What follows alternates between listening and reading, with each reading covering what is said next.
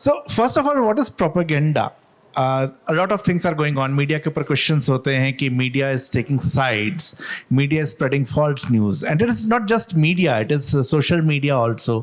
We people are somewhere part of it. So the topic is just not only journalism; it is beyond. And with this group, we will try to understand what propaganda is and how it spreads, what we can do for it. So I'll start first, Bhupenji, with you, and I want all three of you to answer. So we can start with you. How we define propaganda? We have young students here, and they're getting to know about this word. But what is propaganda? A lot of things we also see that it is a war of ideology, or it is something else. Thanks very much, Naveen, for that question. Let me first tell you that propaganda, by its very definition, is not a negative word. In Tamil Nadu, political parties actually have a propaganda wing. If propaganda was to be looked at in a cynical way, it would be spreading information which would not otherwise find legs. But if propaganda was to be taken in an optimistic way, it could well be argued that it's a process where you use intelligent means to articulate a viewpoint which anyways may have some acceptance and some belief. In today's, अगर हम मौजूदा परिवेश में देखें तो Elon Musk की आजकल बड़ी चर्चा हो रही है. ट्विटर उन्होंने अभी $44 बिलियन में खरीदा है. अब एलॉन मस्क ट्विटर के बारे में ज्यादा जो ट्वीट कर रहे हैं या जो बोल रहे हैं वो प्रोपेगेंडा है.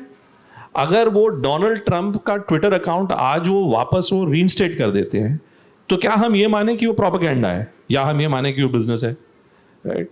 सो आई थिंक कहीं ना कहीं ये हमें समझने की ज्यादा जरूरत है कि by its nature propaganda is not bad.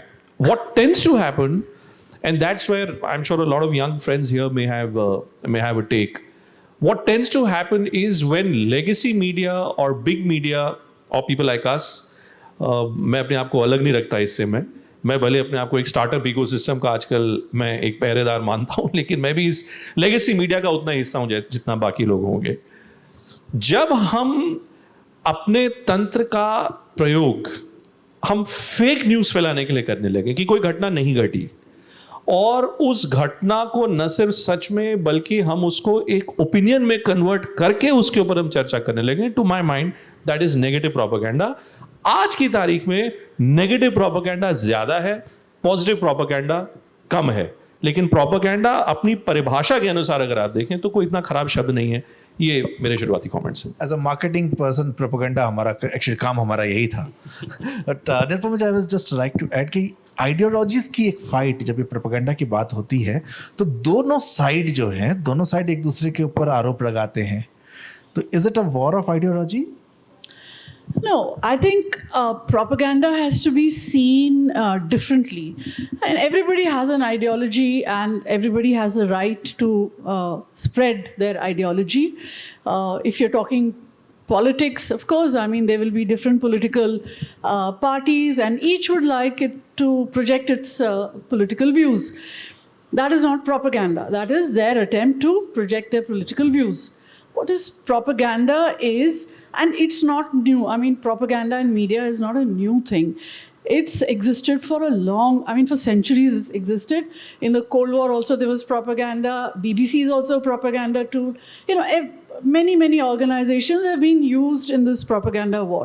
During the war, World War II, I mean, there was propaganda from all sides. So this is not new. But how do you define propaganda? There is a definition that Noam Chomsky has used, which is that it is used to manufacture consent. It is something that is used to create a singular viewpoint. And who can do this? Who can do this better? I mean, there are many people who may be trying propaganda, but who does this best? Who has the tools to do this? The people who have money, the people who are in power, the people who can use newspapers.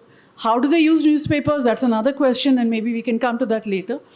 How do they monopolize news channels, or how do they monopolize media? How do they use social media?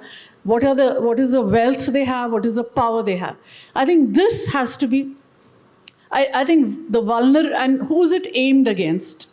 When propaganda is aimed against weaker people, it really becomes, then it becomes toxic, and it becomes, that's where you have to draw the line, really.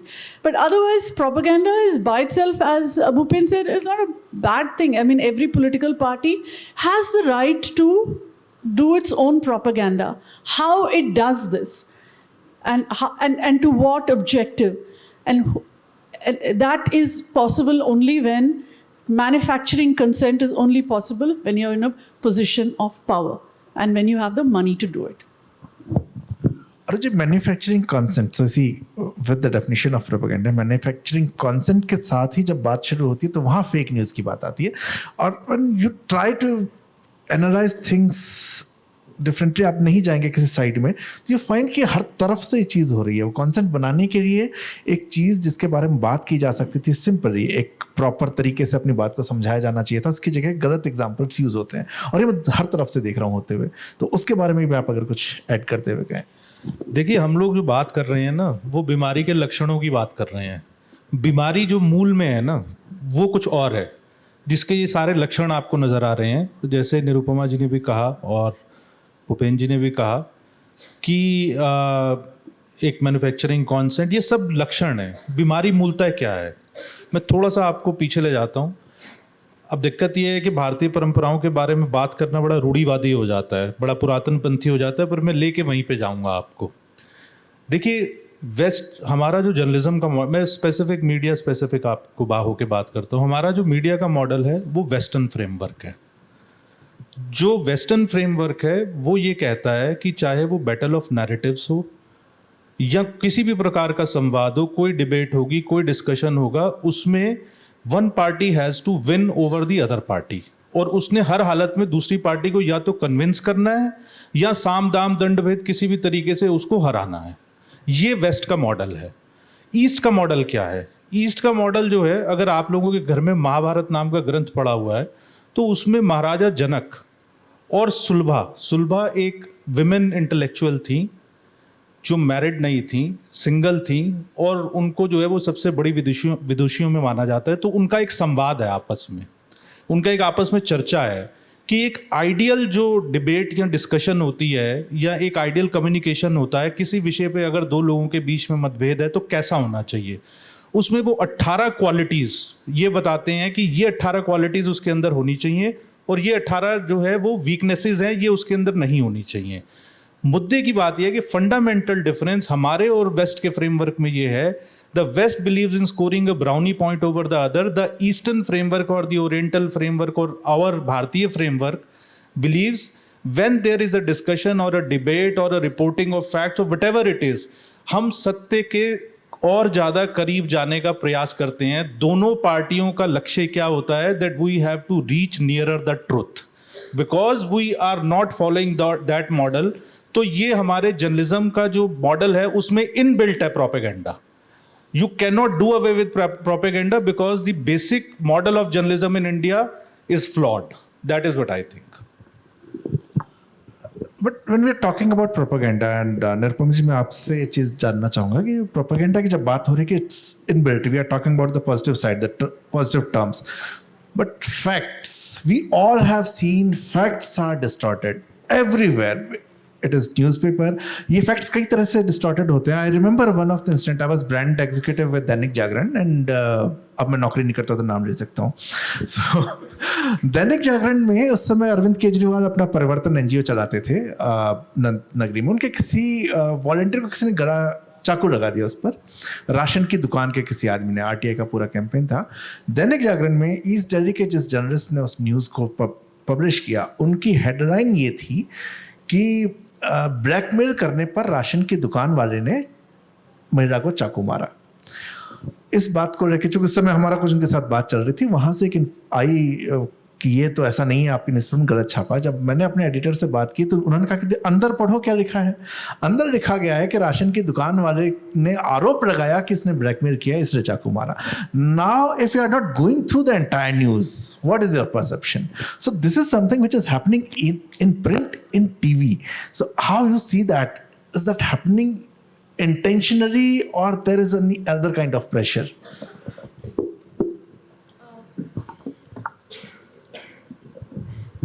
This kind of the example you gave, I think it's a I mean, this is the kind of thing people do all the time to get eyeballs. Okay, चाहे वो अंदर factual हो, ऊपर headline will be one of those क्या कहते हैं, the eyeball grabbing headline. People do it all the time. They even give fake headlines, completely fake headlines.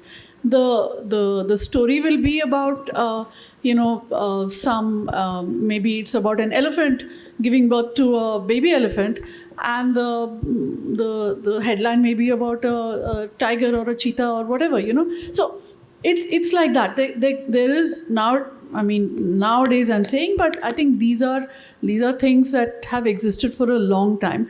I think when we talk about fake news, as Bhupen brought it up, and where propaganda crosses a line is when the news itself is fake, where it is completely motivated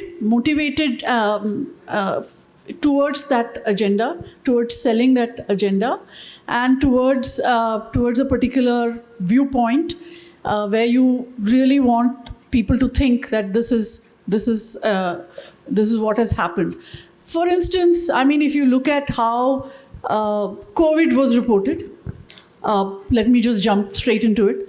How COVID was reported, how in Delhi people talked about this Tablighi Jamaat congregation, and how that became, a talking point for many, how it turned our perception about how a particular community is spreading COVID. I think that was propaganda. That was propaganda in which a lot of media participated.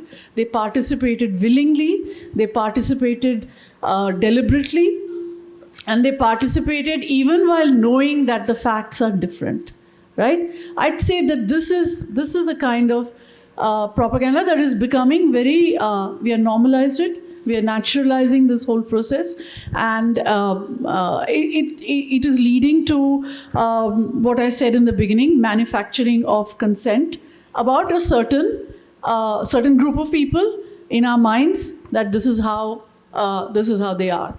So I think this is where that fact, the difference between fact and non-fact, is comes into play in propaganda. Vipin जी, ये बहुत clear cut case है जो corona का example Nirupama जी ने दिया, जहाँ पर कि हाँ, एक कम्युनिटी के अगेंस्ट एक हेट स्प्रेड. लेकिन जो मेरा क्वेश्चन पहले जो मैंने जागरण का एग्जाम्पल दिया, I am coming back to that, क्योंकि प्रोपेगेंडा का I see a part, one part is very very much clear, you can identify कि अच्छा ये इसके अगेंस्ट में, इसके फेवर में, लेकिन बहुत सारी चीज़ें सटल वे में and in communication, marketing communication, जैसा कॉलगेट का ऐड आपने देखा होगा, आप में से बहुत नहीं थे, पर हम सब पहले डाबर का लाल दंतमंजन यूज़ करते थे, और उसके बाद कॉलगेट ने हमें एक पाउडर दिखाया, और पाउडर पर उसने कहा कि ये नमक और खुरदरे पदार्थ आपके दांत खराब कर देते हैं. उनका बड़ा इंटरेस्टिंग उन्होंने विजुअल बनाया हुआ था, उसके ऊपर कॉलगेट का पाउडर होता था. वही कॉलगेट आज हमसे क्या पूछता है, क्या आपके टूथपेस्ट में नमक है? तो हमारे को इस तरह से बड़े सटल वे में घुमाया. And sometimes I see same is happening in media. Shraddha Walkar case जो रिसेंट है, अब उसमें obviously one side is saying कि लव जिहाद का मामला है, ये है, वो एक अलग स्टोरी है, लेकिन मैंने देखा कि अब उसको फैक्ट बताने की जगह the other side is trying to change it in a different way. News laundry की एक लाइन थी जो एडिटोरियली बहुत सही है. हेडलाइन ये थी कि they came to build a life together, she is dead, he is accused. He is accused, of course trial है, he is accused, technical it is right. Build a life together, अब अगर हम detail में जाएं तो फिर बहुत सारे क्वेश्चन उठते हैं. तो बिल्ड अ लाइफ टुगेदर सीधे ही हेडलाइन जो एक ह्यूमनाइज कर देता है एंगल को. She is dead. Now in this case dead is technically right, but she was actually murdered. तो यहाँ पर जो वो ह्यूमन सॉफ्ट साइड एकदम से कर देना सारी डिबेट को, इसके ऊपर, बिकॉज ट्विटर पे मैंने देखा, कहीं मैं उस वॉर में फंस गया था. तो इसको आप कैसे देख रहे हैं कि नहीं, प्रोपेगेंडा सिर्फ कई जगह पर डायरेक्ट है, कई जगह ऐसे चला जा रहा है? Is this okay? आपने आज नवीन जी, बड़ा आपने जिस संस्थान का आपने उदाहरण दिया, न्यूज़ लॉन्ड्री का, उसी संस्थान का मैं आपको उदाहरण देता हूँ. क्या हुआ कि जम्मू में कटरा की घटना हुई थी, वो एक मंदिर में हुई थी. इसी संस्थान का जिसका आपने जिक्र किया है, इसी संस्थान की हेडलाइन और रिपोर्टाज अगर आप तब के समय में देखेंगे, बड़ा स्पष्ट, बड़ा सटीक, धर्म के ऊपर आधारित, Hindu priest accused of XYZ, Hindu place of worship, XYZ happens. क्या हो गया है? When I started off my career, there was a very clear cut rule. I started off with NDTV. हमारे यहाँ उस वक्त प्रथा ये थी कि आप कभी भी किसी भी धर्म का नाम नहीं लेंगे. आप ना इस तरफ की बात करेंगे ना उस तरफ की बात करेंगे. Now there was a certain feeling which existed, which kept on growing over a period of time, that by not, let's say, naming and shaming a particular community, not by naming and shaming a particular individual, or not by looking at that second person, media was not doing its job in a favorable manner, right? Then came Mumbai terror strikes, which I think was a nadir of everything that happened. एक status quoist politics का एक ज़माना होता था हमारे यहाँ, जिसको आप नेहरूवियन politics कह सकते हैं. वो political narrative जो है वो contest होने लगा. वो contest होते होते होते क्या हुआ कि अभी जो वरुण जी कह रहे थे कि media follows a Western model. Actually, more than Western model, I would say that it's a business model which has become part and parcel of media, which is leading to these kind of challenges and these kind of questions. इसी अब श्रद्धा के ऊपर अगर मैं आपको लेके आऊँ, आफ्ताब और श्रद्धा का जो किस्सा है, अभी मैं देख रहा था एक बड़े जाने माने एक सोशल मीडिया इन्फ्लुएंसर, उन्होंने एक दिन ट्वीट किया और मैं अपने आप से वाद कर रहा था कि इस ट्वीट को कैसे प्रोसेस किया जाना चाहिए. उन्होंने लगाया वोल्टास फ्रिज की फोटो लगाई, मैं नाम नहीं ले रहा उनका. उन्होंने वोल्टास फ्रिज की फोटो लगाई, उन्होंने एक हिंदू लड़की की फोटो लगाई और एक मुस्लिम मदर इन लॉ की फोटो लगाई. ये आप में से जो लोग जो मीडिया को क्लोजली फॉलो करते हो कि कुछ समय पहले तानिश ज्वेलरी का एक ऐड आया था कि उसमें there is a Hindu bride being welcomed by Muslim mother in law. अब आप इसका कॉन्टेस्टेशन देखिए वापस का, कि उसमें उन्होंने उसमें कि हाँ मैं वोल्टास फ्रिज लेके आई हूँ अभी. क्या ये वोल्टास फ्रिज के लिए एडवर्टाइजिंग तो बिल्कुल नहीं थी, right? Was it not spreading a certain narrative in a certain very clear cut context? तो क्या है कि we can be very superficial about it. हम लोग सतही स्तर पे हम लोग बात कर सकते हैं, लेकिन चूंकि यहाँ पे इतने यंग विद्यार्थी हैं, मुझे लगता है कि अगर if we don't call a spade, it will be unfair on our part. Reality is this, there is a business model. That business model lends itself to cheaper ways of creating content. That those cheaper ways of creating content have led us to a scenario where the emphasis now is not so much on finding fact than fiction. मैं आपको अपना ही उदाहरण मैं दूं. बहुत साल पहले, मतलब करीबन 15 साल पहले, मैं अपने करियर के में शुरुआती दौर पे था. हमारे संपादक ने हमको कहा कि भाई अगले दिन पार्लियामेंट में पोटा का डिबेट होना था. पोटा पे, प्रिवेंशन ऑफ टेररिज्म एक्ट पे ऑर्डिनेंस बनने की उसकी बात थी. अटल बिहारी वाजपेयी जी प्रधानमंत्री थे.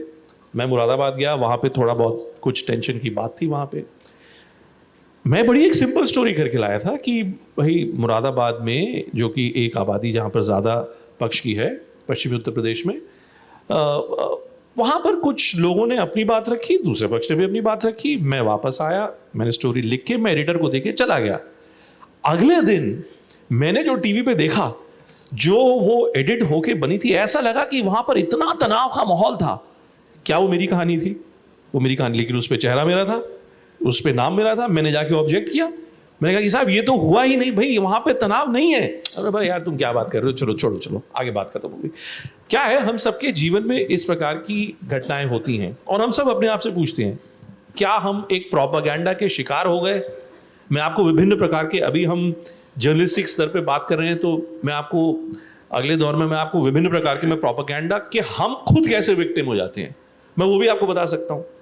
हमने एक बार एक बहुत मशहूर शख्सियत का इंटरव्यू किया, हमने उसको टीवी पे चलाया. लोगों ने बड़ी शाबाशी दी पहले कि बड़ा अच्छा इंटरव्यू है. लेकिन 2 दिन बाद एक डिजिटल प्लेटफॉर्म ने एक स्क्रीमिंग हेडलाइन लगा दिया कि भूपेंद्र चौबे ने जिस प्रकार से इंटरव्यू किया, 10 कारण कैसे चौबे साहब ने उस फलाने व्यक्ति को बेइज्जत कर दिया. अब वही इंटरव्यू जो 2 दिन पहले लोग कहते बड़ा अच्छा इंटरव्यू है, चूंकि एक बहुचर्चित एक ऑनलाइन प्लेटफॉर्म, तो उन्होंने कहा कि आपने बेइज्जत कर दिया. वो शब्द बेइज्जत जो है वो सडनली पिकअप हो गया और वो अगले 3 दिन तक उस पर जिस प्रकार का एजेंडा बिल्डिंग चलता रहा, मेरे मुताबिक that is propaganda. And that is a propaganda which young friends here must be very very very of and must constantly ask themselves कि बॉस हम जो पढ़ रहे हैं, क्या हम सत्य प्राप्त कर रहे हैं या हम प्रोपेगेंडा का हम लोग विक्टिम हो रहे हैं. एक पोस्ट ट्रूथ वर्ल्ड में ये सबसे जरूरी चीज है, are you consuming truth, are you consuming propaganda? Only you will be able to make that out, no one else. Arun ji, जो बात थी कि आर वी कंज्यूमिंग ट्रुथ, यहाँ पर एक बड़ा इंटरेस्टिंग सा होता है कि कई बार नेशनल न्यूज़ में आप किसी इशू को लेके बहुत सारी डिबेट देखते हैं। किसी दिल्ली का अगर इशू नहीं है, हम कहीं भी राजस्थान, यूपी, आंध्रा, कहीं से भी वो इशू उठता है, टीवी पे वो इतना सेंसेशनलाइज हो जाता है। जैसे भूपेंद्र जी ने कहा, चेहरा मेरा कुछ और, हेडिंग कुछ और। रिया चक्रवर्ती केस में हमने देखा था, रिया चक्रवर्ती का काला जादू टाइप, इस तरह की चीज़ें हेडलाइंस हुई थी। राजस्थान से मैं ताल्लुक़ रखता हूँ। राजस्थान में रेप केसेस होते हैं, एनसीआरबी के हिसाब से नंबर 1 है। मैं कई बार देखता हूँ कि जो वहाँ की जो खबरें आती हैं वो एक दब जाती हैं। तो ये जो दब रही हैं खबरें, ये क्या राजस्थान, चूँकि पॉपुलेशन कम है, टीआरपी का इशू है, यहाँ पर भी कहीं ना कहीं मीडिया का ये बायस साथ में आ जाता है कि मीडिया डिसाइड करता है किस तरह की हेडलाइन चलेंगे, या वहाँ की अगर खबर होगी तो उस खबर को लेकर घुमाया कैसे जाएगा? देखिए, 2-3 चीज़ें हैं। मैं पहले आपके प्रश्न का उत्तर देता हूँ, फिर मैं थोड़ा सा कुछ और जोड़ना चाहता हूँ। पहली बात तो ये जो भूपेंद्र जी ने कहा, जैसे कि एक बिजनेस मॉडल है, तो उसमें जिन जिन एरियाज से ज़्यादा टीआरपी आती है या जहाँ पे परचेजिंग पावर ज़्यादा है, जहाँ आपका अखबार ज़्यादा बिकता है, तो नेचुरल बात है कि वहाँ की चीज़ों को प्रोमिनेंट जो है कवरेज दी जाती है।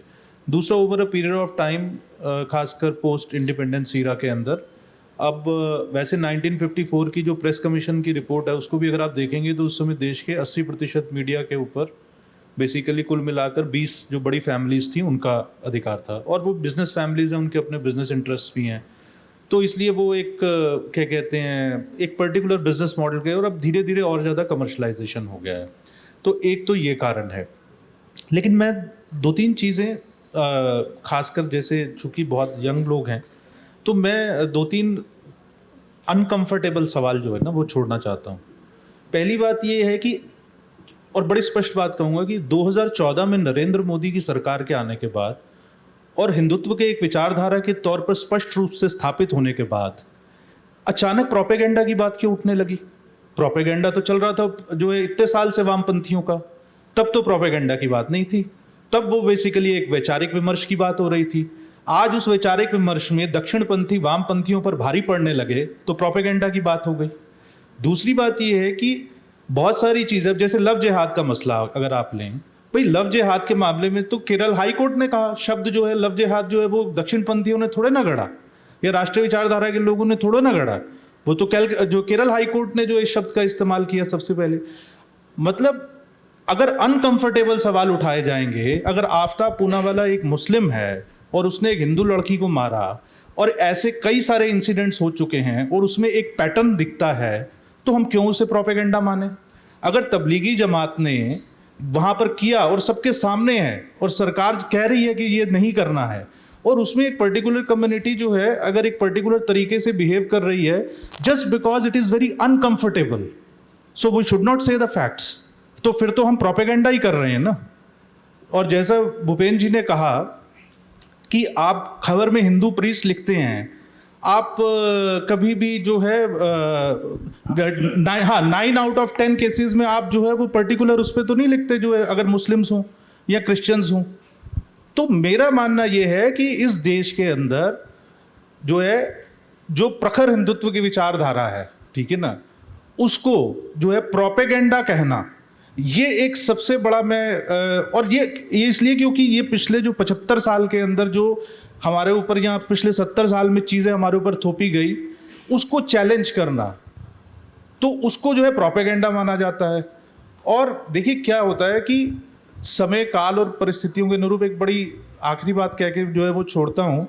1950-60 के दशक में लोग हमारे को कहा करते थे सारी चीज़ें वापस आ रही हैं जो हमारी पुरानी हैं, वो जिनको पुरातनपंथी कहा जाता था। आज आप जो ऑर्गेनिक फार्मिंग में इतनी जो है ऑर्गेनिक वेजिटेबल्स और ये सब खरीदते हैं, 50-60 के दशक में हमें कहा जाता था बेवकूफ़ हो, गोबर के साथ खेती करोगे, और आज जो है वो हम जो है दुगने दाम पर करें। तो ये जो विचारधारा का फ्रेमवर्क है, ये एक पूरी दुनिया के अंदर एकेडमिक्स में और इंस्टीट्यूशंस में, भले ही ज़मीन पर वामपंथी खत्म हो गए हों, लेकिन वामपंथी विचारधारा का आज भी अकादमिक वर्ल्ड के अंदर मीडिया के एक बहुत बड़े सेक्शन में प्रभुत्व है। और इसी वजह से जो है वो जब जो राष्ट्रीय विचारधारा के लोग जब अपनी बात करते हैं तो उसको प्रोपेगेंडा कह के दबा दिया जाता है। अनुपमा जी, आई थिंक इसी पे मैं आपसे क्वेश्चन करना चाहूँगा, क्योंकि ये in same hall same stage Arun ji, मैं और तुहिन थे और एक और एकेडमिक थे यहाँ पर, और ये क्वेश्चन उस समय भी उठा था कि when you are talking about Pragya Thakur, you are using the word Hindu आतंकवाद, एंड सडनली ऑल्सो सेड कि रिलीजन का कोई धर्म नहीं होता है, वाइल डिफेंडिंग। भूपेन जी ने वो बात कही कि हमारे यहाँ एक वो था कि जब एक क्राइम की बात हो रही, धर्म की बात ना हो, so why media can't avoid using religion if someone is preaching us कि नहीं, टेररिज्म हैज नो रिलीजन, और वहाँ पर जो है एक केस के अंदर जो है एकदम से वो डिक्लेयर करने की कोशिश होती है कि हिंदूज आर गोइंग टेररिस्ट, दूसरे केस में नहीं। और इस साइड से तो खैर ऑब्वियसली वो तो मुस्लिम्स को टेररिस्ट लेबल किया ही जा रहा है, लेकिन मीडिया के अंदर एक सेक्शन के बाद डिवाइड हुआ, and this is my feeling as a viewer कि हम व्यूअर्स के ऊपर ये बहुत ज़्यादा इम्पैक्ट होना शुरू होता है। We also want to see terrorism का कोई रिलीजन नहीं है, it is just with the mind set. लेकिन एक साइड से जब कंटिन्यूसली होना शुरू होता है तो कहीं ना कहीं पब्लिक का माइंड डाइवर्ट होना शुरू हो रहा है कि why they are just calling Hindu आतंकवाद, why they are not in other case they are saying कि टेररिज्म हैज नो रिलीजन। तो क्या ये मीडिया में कहीं पर्सनल, जो हमने कहा था war of ideology, is it result of that और there is something else? How you see this? No, firstly, I'd like to repeat what I said at the beginning, is that the powerful have the means to do propaganda and to successfully change points of view. The weak do not have that. They do not have the resources, they do not have the access, they do not have control over the media. And I'll come to your question, but how when you're talking about media and propaganda, आप इसको कैसे मतलब how does media do propaganda? Why should media be doing propaganda? एक तो उनका advertising model है, जैसे यहाँ पे कहा गया कि एडवर्टाइजिंग से advertising is controlled by corporations or by government. Government is increasingly controlling advertising revenue for print as well as television. You will be surprised to know that I think just 2-3 months ago, Anurag Thakur is Information and Broadcasting Minister. He made the statement that the government has spent 900 crore in the last 2019 to 2022 up to June to give ads. Now to get those ads, because our model is so flawed, our revenue models are so flawed, in order to get those ads, we are buying into a certain viewpoint.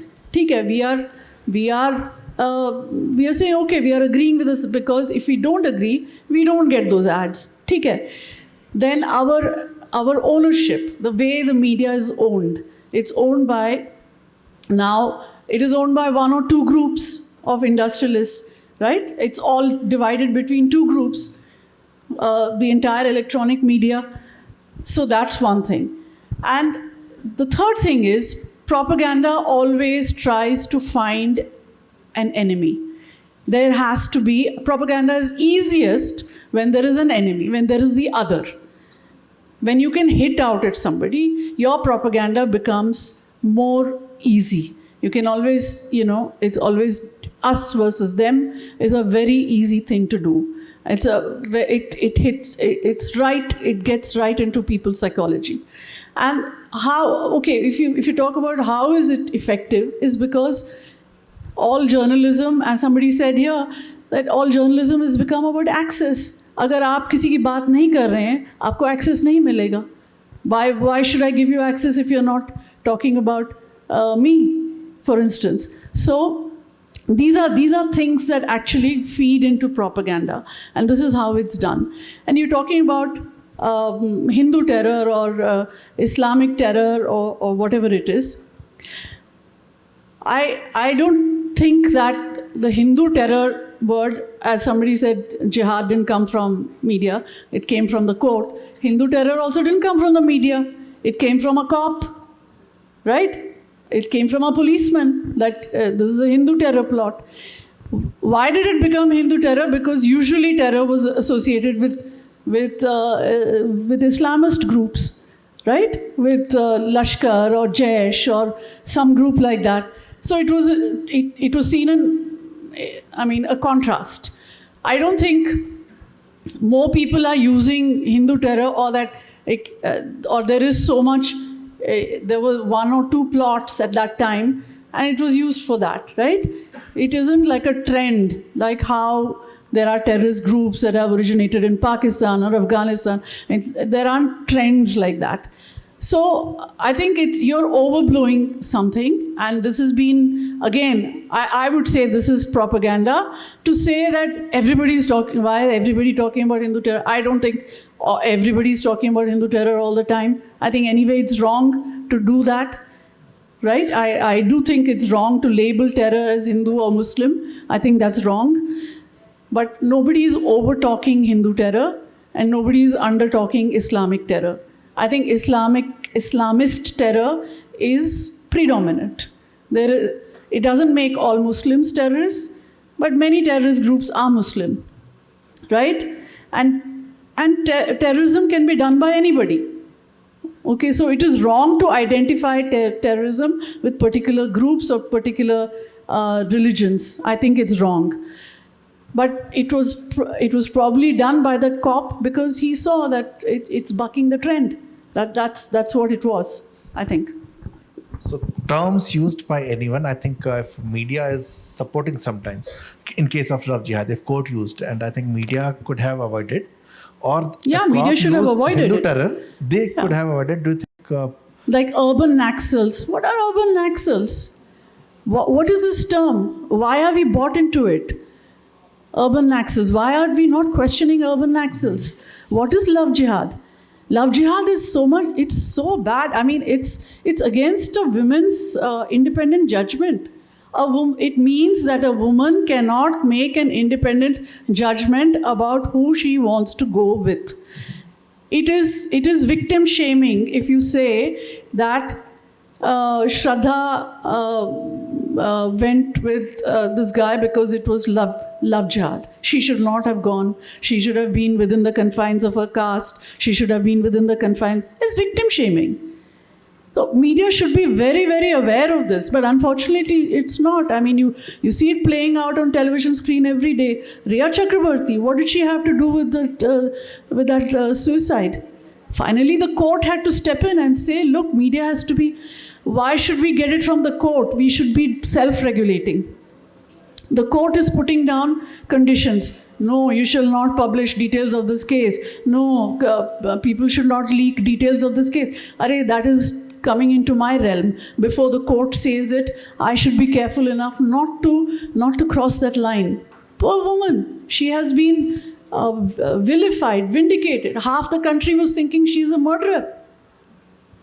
This is what I'm saying. It is power. It is a powerful people against people who have no power. That is where propaganda is most effective. The rest is small change, I would say. Bhupan जी, इसमें 2-3 बातें निकल गई थी. एक इसमें हम बात कर रहे हैं कि मार्केट का इम्पैक्ट है, कई बार ऑर्गेनाइजेशन का अपना एजेंडा, रेवेन्यू का एजेंडा है, और कई बार जर्नलिस्ट का अपना देखने का व्यूज़ है. तो organisational perspective and journalist perspective, इसमें बहुत बार टकराव होता नज़र आता है. और मुझे एक न्यूज़ में जो आपके साथ भी एक दिक्कत आई कि where you reported something in your organisation was like कि यार ये बाकी कोई चैनल नहीं कर रहा है तो आप क्यों कर रहे हैं, but you reported the fact. जो हो रहा था आपने उसे कैमरा पे दिखाया. So how a journalist should read, end of the day report journalist के through जा रहा है. So how a journalist should fight that situation, how they can actually maintain के organizational perspective and what is happening in the ground, उसको कैसे वो report करेंगे. देखिए, आज की तारीख में बताऊँ, Vinod Mehta used to be the former editor, the late Vinod Mehta of the editor of Outlook. बड़ी मित्रता थी मेरी उनसे. वो हमेशा एक ही बात कहते थे जब भी मुझे मिलते थे. वो कहते थे, यार अगर तुम्हारे खिलाफ कोई पुलिस केस नहीं हुआ, कोई FIR नहीं हुई, you're not worth the journalist that you think you are.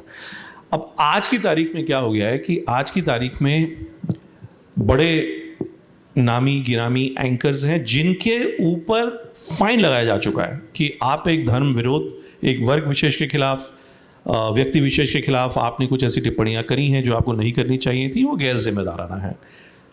वो आज की डेट में उन लोगों के लिए it's like a badge of honour. I may not agree with that, but you know to each their own. मैं एक सेकेंड के लिए, because you know again since there are so many young people, I think we are getting too cynical also about the business of media. ऐसा नहीं है कि media में सब कुछ गड़बड़ ही है. वो ज़रूर है कि नवीन जी अपनी ओर से प्रयास कर रहे हैं कि आप सब लोगों को बता रहे हैं कि क्या चैलेंजेस हो सकते हैं, लेकिन ये बिल्कुल मत सोचें कि ये एकदम कोई ये ब्लैक मेलरों की कोई ये प्रोफेशन है। मैं आपको बताऊं, एक व्यक्ति ने मुझसे पूछा हाल में ही कि साहब ये बताइए आपका रेवेन्यू मॉडल क्या है मीडिया का, आप तो इतनी बड़ी कंपनी छोड़ के आप इंडिया हेड चलाते हैं। तो मैं उनको बता रहा था कि नहीं ये एडवर्टाइजिंग है, FCT है। कहते नहीं ये तो आप मुझे आप बता रहे हैं जो कि आप पब्लिक स्टेज पर बताएंगे, असली मॉडल क्या है। मैंने कहा मतलब भैया साहब हमने तो सुना असली मॉडल है कि 60-70% तो ब्लैकमेलिंग से आता है, कि आप लोगों को ब्लैकमेल करेंगे तो आपको पैसा आएगा। अभी कल परसों ही मैंने ये खबर देखी मैंने कि अमंग्स जर्नलिज्म अमंग्स इंस्टीट्यूट्स, अभी हाल में एक सर्वे हुआ, maximum number of young students to have express their regret for having taken a course was a course of journalism. वो मुझे कोई सुख का अनुभव नहीं होता है मुझे इससे, लेकिन ये दर्शाता है कि लोगों को भी समझ में आ रहा है कि चैलेंजेस कहाँ हैं। देखिए आज की डेट में आप सब लोगों के सामने बड़ी सिंपल बात है बॉस, मैं बता दूं, और इसमें माफ़ करिएगा नवीन भाई अगर मैं थोड़ा सा शायद मैं डाइग्रेस कर रहा हूं या मैं अपनी लक्ष्मण रेखा को लांग रहा हूं। मैं ये आप सब लोगों के ऊपर है कि आप अच्छी कंपनी से अच्छी गाड़ी, अच्छा घर, अच्छा पैसा चाहते हैं, जो कि सब अवेलेबल है, ठीक है। I wish all of you very well and I hope that आप लोग अच्छी जगह काम करें। या आप ये सोचते हैं कि नहीं साहब ये जो मीडिया पे जो कॉन्टेस्टेशंस चल रहे हैं इससे मैं थोड़ा अनईजी फील करता हूं, मैं कुछ अपना अलग बनाऊंगा। ऐसे माध्यम हैं आज की तारीख में जिनका आप उपयोग कर सकते हैं, और अगर आप उस पर लगातार लगे रहे, आप उन माध्यमों से जो कि डिजिटल माध्यम हैं, आप उन सब का प्रयोग कर सकते हैं आज की तारीख में। लेकिन उसमें क्या है, उसमें राह आसान नहीं है, वो डगर बड़ी मुश्किल है। यही एक कारण है, सबसे बड़ा यक्ष जो समस्या हमारे सामने, प्रत्यक्ष समस्या हमारे सामने है, वो यही है कि हम लोग अभी भी इतने यंग लोग मुझको मिलने के लिए आते हैं, एक्सट्रीमली टैलेंटेड पीपल, और मैं उनको कहता हूँ boss I don't have the money to pay you what you looking for, but you know what I like your idea, I think जो तुम करना चाहते हो या चाहती हो वो बहुत अच्छा एक आइडिया है। वो कहते नहीं सर, लेकिन अगर मेरे को मिलेगा नहीं सर तो फिर मैं रहूंगी कैसे। It's a challenge, right. ये मैं आज की तारीख में मैं जरूर, I have been a beneficiary of the media, why should I deny. तो मैं आज की तारीख में मैं जरूर कर सकता हूं मैं कि मैं कहूं नहीं साहब मैं तो वही कहूंगा या वही करूंगा जो मुझको ठीक लगता है। आप लोगों के सामने भी वो ऑप्शन है, choice is yours. Do you want to exercise that option, do not want to exercise that option? That's where I think this entire debate around propaganda should really settle in your minds and in your hearts. And time हमारे पास कम है, लेकिन मैं last question आप तीनों से पूछूं। So we were actually trying to understand कि different तरीके से न्यूज़ आती है हमारे पास, चाहे सोशल मीडिया पे या न्यूज़ के थ्रू, वो क्या है, कैसे प्रोपेगेंडा बनता है, कैसे वो पॉजिटिव है या नेगेटिव है। So last thing I want to understand from all three of you, how to identify propaganda. This generation ये तो हमारी न्यूज़ पे भरोसा कर रही है, या सोशल मीडिया पे कुछ आ गया, सीनियर किसी ने कुछ कहा, how to identify propaganda and how to avoid it. The propaganda, not the positive one which we are talking about, the one which is misleading the fighters. I'd just like to go back to my old definition that when you see media playing up the powerful and asking questions of the powerless, I think that's where you identify propaganda. If you want it in one sentence, that when you see the powerful ruling the airwaves, it's their news, it's about them, and social media, they have power on social media also to unleash bots and trolls and whatnot. I think that is how to recognize propaganda. That this is something that the powerful person wants me to read, wants me to digest, wants me to internalize. Because powerless people do not have the means to do that. They do not have the means to advertise. They do not have the means to take over media. They do not have access to media now. Okay, forever. Powerful, I'm not saying now, forever. I'll just digress. In France, you saw that when the Charlie Hebdo things were done, when those killings happened, over the cartoons of the Prophet. The French president, Macron, he took a very strong stand against Islamist terrorism and said, I stand for secularism. I stand for secularism. A lot of people in India did not get the secularism message. They only got the Islamist message. What does that secularism mean? If you go for French secularism, then it's a completely, you cannot display any religious symbol in public. Okay, that's an extreme. That's another extreme. We can't even think about it. But over here, the propaganda was that Macron ने Islamist terrorism के खिलाफ झंडा उठा दिया. Okay, now I'm saying that we need to look at propaganda in terms of power relations. That is the nub to understanding. In Soviet times, during the Cold War, you had TASS, right? TASS is the Soviet news agency. It was the only thing from Soviet Union. Anything happening in Soviet Union. Brezhnev died. You do not know Brezhnev died till TASS announced it. It would be maybe 2 years later, right? So that is propaganda. When somebody so powerful is able to just control the media, that is propaganda, according to me. And and people have to recognize that to understand what propaganda is. Arun ji, इसमें एक चीज़ में चूंकि वो बीच में आ गया था interesting. I know we have not much time, लेकिन सेकुलरिज्म के ऊपर कल ही मैं कहीं शशि थरूर जी का पढ़ रहा था कि we choose a wrong word. This is not fit in Indian perspective. आप चूंकि इससे पहले संस्कृति की बात करते मैं चाहता हूँ वो भी थोड़ा सा आप उसमें देखिए. मैं लार्जर में समझिए आपकी बात. मैं लार्जर पर्सपेक्टिव में 2-3 चीज़ें फंडामेंटल बता देता हूँ. पहली चीज़ तो ये है कि ये जो सो कॉल्ड फैक्ट चेक्स वाली साइट है, ऑल्ट न्यूज़ जैसी, इनसे बच के रहिए. ये सबसे ज़्यादा मिसगाइड करते हैं क्योंकि ये selective. I just want to say that you're saying completely the wrong thing, and I think these are very young people, and I think the fact check sites are fact check sites. He's doing a very good job. I really have to say. आपने अपनी बात रख ली, मैं अब अपनी बात रख रहा हूँ. नहीं तो फिर ये टेलीविजन डिस्कशन जैसा ही हो जाएगा. जो है, आपने जितनी भी बातें कही, मैंने तो उसके बीच में कहीं भी इंटरवीन नहीं किया. ठीक है ना? नहीं, आप मेरे से बाद में बात. मैंने आपसे ये कहा कि वो सेलेक्टिव फैक्ट चेक करते हैं, पहली चीज़. ठीक है ना? Hello, I feel audience, please do keep calm. Let them continue first. Then if we have the time, then we can discuss with them. Let them continue first. It's such an untruth. I can't believe it. Okay, you can go ahead. दूसरी चीज़ ये है कि मुझे लगता है कि जब भी कोई खबर आती है तो उसको आप थोड़ा सा टाइम दीजिए इमीडिएटली. और बहुत सारे कुछ एक्सट्रीम लेफ्ट के जो है वो प्लेटफॉर्म्स हैं और कुछ एक्सट्रीम राइट के प्लेटफॉर्म्स हैं. तो उन दोनों ही प्लेटफॉर्म्स को से जो खबर आपके पास आ रही है उसको थोड़ा सा डिस्काउंट करके चलिए और थोड़ा टाइम दीजिए. 24 घंटे, 48 घंटे, 72 घंटे.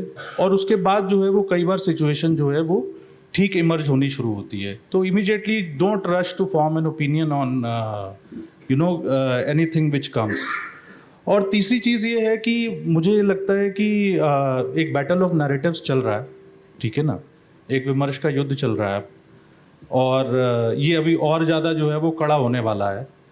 और उसके अंदर युद्ध में दोनों पक्ष जो है वो साम दाम दंड भेद इस्तेमाल करते ही हैं जो है. तो दोनों पक्ष करेंगे. लेकिन आपको फिर भी इंटरनेट पर बहुत सारे प्राइमरी सोर्सेज अवेलेबल होते हैं उन चीज़ों को चेक करने के लिए. जैसे अगर मान लीजिए कोई कोर्ट की जजमेंट आई है जिसको कोई पर्टिकुलर तरीके से इंटरप्रेट कर रहा है, तो आजकल ज़्यादातर जो है कोर्ट की जजमेंट्स आपको डायरेक्टली अवेलेबल हो जाएंगी. इवन यूट्यूब पे अब आप सुप्रीम कोर्ट या हाई कोर्ट्स की भी जो है वो लाइव हियरिंग देख सकते हैं. तो थोड़ा सा प्राइमरी सोर्सेज की तरफ आप जाइए. और I think that is basically जो है. और जो इंडियन फ्रेमवर्क है, जो अपना भारतीय फ्रेमवर्क है चीज़ों को देखने का, जैसे उन्होंने भी कहा कि सेकुलरिज्म शब्द है, तो थोड़ा और ज़्यादा डेप्थ में जाके पढ़िए क्योंकि बहुत सारी टर्म्स हम पर थोप दी गई. तो क्या हमारे को उसी पर्सपेक्टिव से सोचना चाहिए?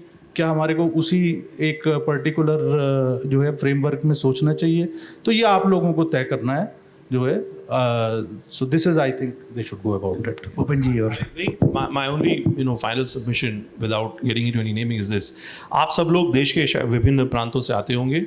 मैं उत्तर प्रदेश से आता हूँ. I speak in English, I speak in Hindi. It is my great misfortune. It is my great misfortune that I don't speak a local Indian language, which is other than Hindi. तो अगर कोई आप में से काफ़ी लोग अगर महाराष्ट्र से आते हैं, प्लीज़ मराठी पढ़िए, बोलिए, सुनिए. अगर कोई आंध्रा तेलंगाना से आता है, पंजाब से आता है, लोकल भाषाएं पढ़िए.